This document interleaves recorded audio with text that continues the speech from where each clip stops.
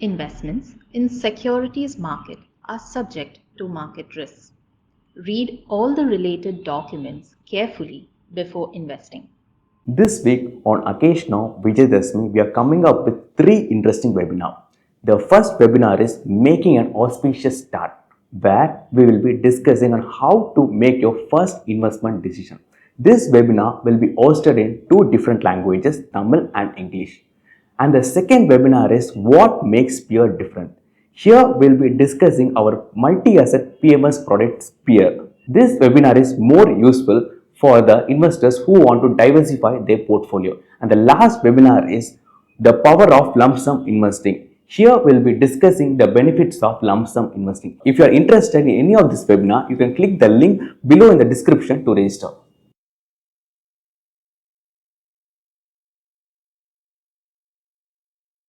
In today's video, we're going to talk about how to build a behavioral framework for your investment portfolio.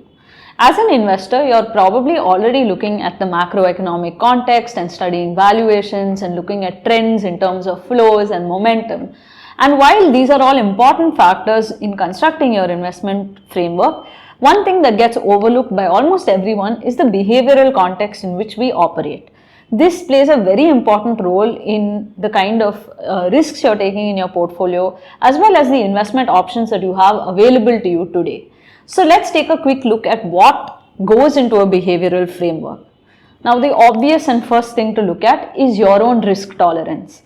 So let's try to understand what risk tolerance is, because it's not just about how much risk you want to take, because that is your desire to take risk.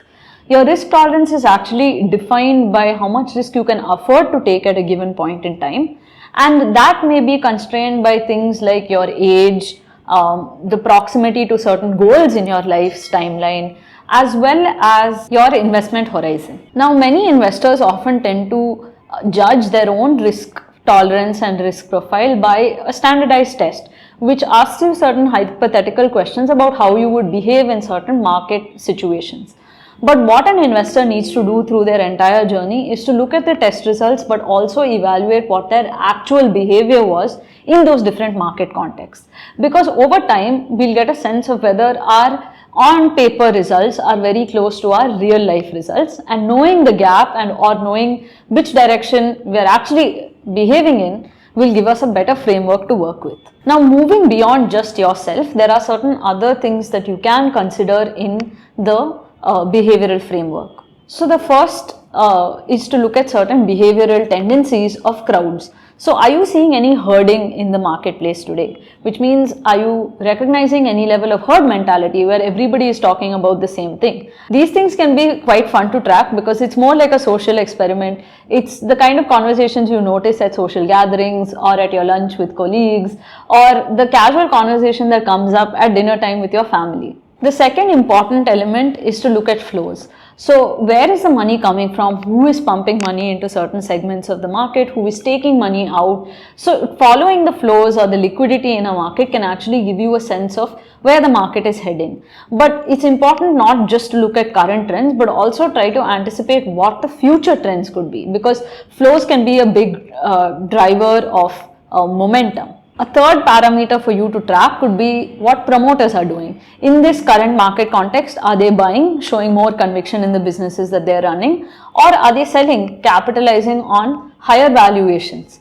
So this is an important indicator for you to study and see what is happening in the market context. The next thing for you to analyze and understand is how much experience do investors have in the market, because typically, when you have a market full of inexperienced investors who have done phenomenally well in terms of returns, their behavior can be a lot more unpredictable than when you have a market dominated by veterans who understand market cycles, because that behavior can be a little bit more predictable, right? So in terms of looking at one-way directions in the market, knowing the mix of investors in the market can actually help you judge the behavioral expectations. And the last parameter in terms of behavior that you can look at is past performance, because most new investors tend to anchor onto past performance as the return expectation, and they tend to participate only in asset classes that have shown very good performance in the last 1, 3 or 5 years.